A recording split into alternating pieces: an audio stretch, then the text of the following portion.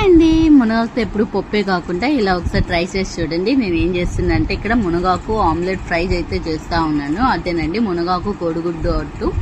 So ఇది ఎవరికైనా తెలుసున్నట్టయితే skip చేసేయండి, ఎవరైనా తెలియకపోతే చూసేయండి. ముందుగా మునగాకుని బాగా వాష్ చేసుకొని ఒక కడాయిలో మునగాకు వేసుకొని లైట్గా వాటర్ అనేది చల్లుకుంటా కొద్దిగా ఉప్పు అంటూ వేసుకుంటూ అలా ఫ్రై అవ్వనివ్వాలి.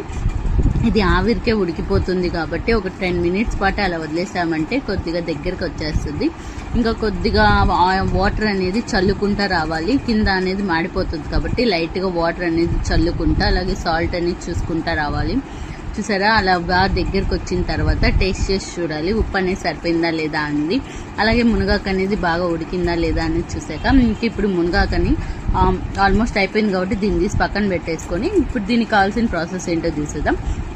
కడాయిలో ఆయిల్ పోసుకొని ఆవాలు, జీలకర్ర, అలాగే కొద్దిగా తెల్లగడ్డలు, అలాగే కొద్దిగా కరివేపాకు, అలాగే మనకు పోపుకి ఎలా వేస్తామో అలాగే పచ్చెనపప్పు, మినపప్పు వేసి బాగా ఫ్రై అవ్వనివ్వాలి. టేస్ట్ అనేది చాలా బాగుంటుంది. ఒకసారి మీరు టేస్ట్ చేసి నాకు కింద కామెంట్ చేసేయండి. అలా బాగా ఫ్రై అయిన తర్వాత దీంట్లోకి 3 eggs అయితే నేనైతే కొట్టి అయితే వేసుకున్నాను. వెంటనే అయితే కలబెట్టకూడదు, అందుకని నేను కాసేపు గ్యాప్ ఇచ్చి పసుపు ఉప్పు వేసాకైతే కలబెట్టేశాను. వెంటనే కలబెడితే అంత ముక్కలుగా అవ్వదు కాబట్టి అంత ఫాస్ట్గా, సో అందుకని నేను వెంటనే అయితే కలబెట్టలేదు. అలా ఒక 10 minutes తర్వాత మనం ఎక్కువ స్మాష్ చేసేయకూడదు, చిన్న ముక్కలు అయిపోతాయి. జస్ట్ ఊరికే అలా స్మాష్ చేస్తే కొంచెం పెద్ద ముక్కలుగా కనిపిస్తాయి కాబట్టి ఎగ్ ఫ్రై అనేది ఇంకా బాగా ఫ్రై అయిపోయిన తర్వాత కొద్దిగా కారం అలాగే కొద్దిగా సాల్ట్ అనేది చూసుకొని మనం పక్కన పెట్టేసుకోవాలి. ఇప్పుడు దీంట్లోకి మనం బాయిల్ చేసి పెట్టుకున్న మునగాకు అయితే వేసేసుకొని ఇంకా ఉప్పు కారం సరిపోయిందో లేదో చూసి అందులోకి అయితే వేసేసుకోవాలి. టేస్ట్ అనేది నిజంగా అంటే చాలా బాగుంటుంది. ఒకసారి ట్రై చేసి చూడండి. నాకు ఫేవరెట్ మునగాకు ఆమ్లెట్ ఫ్రై అనేది.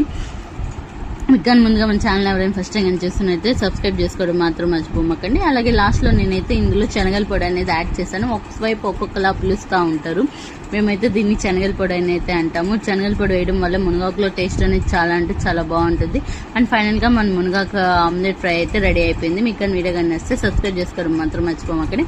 అలాగే లైక్ చేయండి, షేర్ చేయండి, అలాగే కామెంట్ కూడా చేసేయండి.